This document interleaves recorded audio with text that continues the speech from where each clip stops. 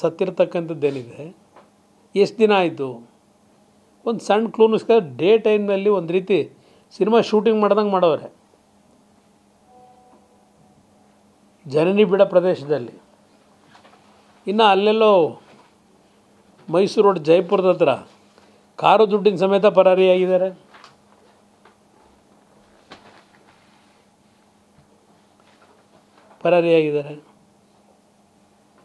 ಇನ್ನು ಅಲ್ಲೆಲ್ಲೋ ಇನ್ನೊಂದು ಕಡೆ ಬ್ಯಾಂಕ್ ತೊಗೊಂಡೋಗಿ ಹಾಕೋ ದುಡ್ಡನ್ನು ತಗೊಂಡೋಗಿ ಚಿನ್ನ ಖರೀದಿ ಮಾಡೋವನೇ ಅಂತ ಅದು ಇನ್ನೊಂದು ಏನೋ ಒಂದು ಕತೆ ತೋರಿಸ್ತಾ ಇದ್ದೀರಿ. ಆಡಳಿತದ ವ್ಯವಸ್ಥೆ ಎಲ್ಲಿಗೆ ಹೋಗಿದೆ ಇದು ಮುಖ್ಯ. ಇಲ್ಲಿ ಎಂಥದೋ ಪಾಪ ಇಲ್ಲಿ ಇದರದ ಮಹಾತ್ಮ ಗಾಂಧೀಜಿಯವರದು ನಾನು ಇಲ್ಲೂ ನೋಡಿದ್ದೀನಿ. ನಾನು ಗಾಂಧೀಜಿ ನಡಿಗೆ ದಂಡಿ ಸತ್ಯಾಗ್ರಹದ ಅವತ್ತಿಂದು ಯಾರ್ಯಾರಿದ್ದರು ಗಾಂಧೀಜಿಯವ್ರ ಜೊತೆಯಲ್ಲಿ ಪಾಪ ಇಲ್ಲಿ ಮುಖ್ಯ ರಸ್ತೆಯಲ್ಲಿ ಹಾಕಿದ್ದೀರಿ. ಇದು ಗಾಂಧಿ ಆದರ್ಶಗಳನ್ನು ಅನುಸರಿಸುವುದು, ಗಾಂಧಿ ತತ್ವಗಳನ್ನು ಅಳವಡಿಸಿಕೊಳ್ಳುವುದು, ಗಾಂಧಿ ಕನಸನ್ನು ನನಸಾಗಿಸುವುದು. ಯಾವ ಗಾಂಧಿ ತತ್ವ ಅಳವಡಿಸ್ಕೊತೀರಿ, ಯಾವ ಗಾಂಧಿ ತತ್ವಗಳನ್ನು ಜಾರಿಗೆ ತರ್ತೀರಿ? ನೆನ್ನೆ ತಾನೇ ಆ ಮದ್ಯಪಾನ ಎಷ್ಟು ಬಾರಿ ರೈಸ್ ಮಾಡಿದ್ರಿ? ಗಾಂಧಿ ಭಾರತವನ್ನು ಮರುನಿರ್ಮಿಸಲು ನಮ್ಮೊಂದಿಗೆ ಕೈ ಜೋಡಿಸಿ, ಇದು ಭಾಳ ಮಜಾ ಇರೋದು. ಪಾಪ ಹಿಂದ್ಗಡೆ ಅವರಲ್ಲ, ಮುಂದೆ ಗಾಂಧಿ ಒಬ್ಬರವರು ಅಷ್ಟೇ. ಇಲ್ಲಿರೋರೆಲ್ಲ ಯಾರು ಇವರು?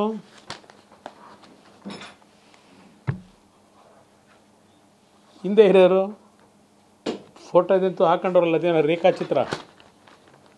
ಗಾಂಧಿ ಭಾರತವನ್ನು ಮರುನಿರ್ಮಿಸಲು ನಮ್ಮೊಂದಿಗೆ ಕೈ ಜೋಡಿಸಿ. ಯಾವ ಗಾಂಧಿ ಭಾರತ ನಿರ್ಮಾಣ ಮಾಡ್ತಾವ್ರು ಕರ್ನಾಟಕದಲ್ಲಿ?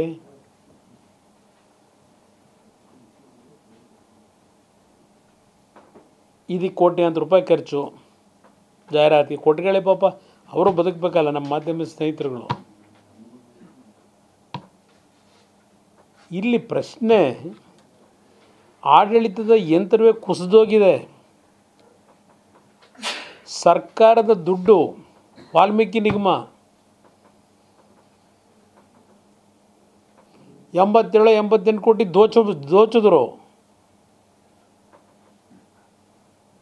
ಆ ಒಂದು ಭಾರತ ನಿರ್ಮಾಣ ಮಾಡೋದಕ್ಕೆ ಇವ್ರ ಜೊತೆ ಕೈ ಜೋಡಿಸ್ಬೇಕಾ?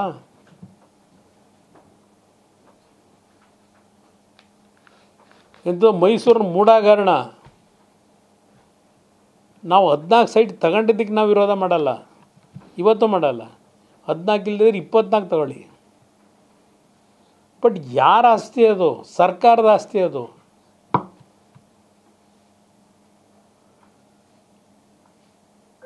ಅದ್ಯಾವುದೋ ಭೋವಿ ನಿಗಮ, ಅಲ್ಲಿ ಯಾರೋ ಸೂಸೈಡ್ ಮಾಡ್ಕೋತಾರೆ.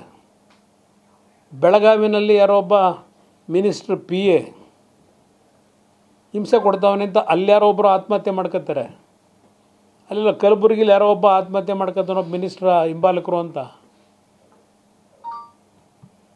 ಅಲ್ಲಿ ಅವನ ಪೊಲೀಸ್ ಅಧಿಕಾರಿ ಮಧುಗಿರಿಲಿ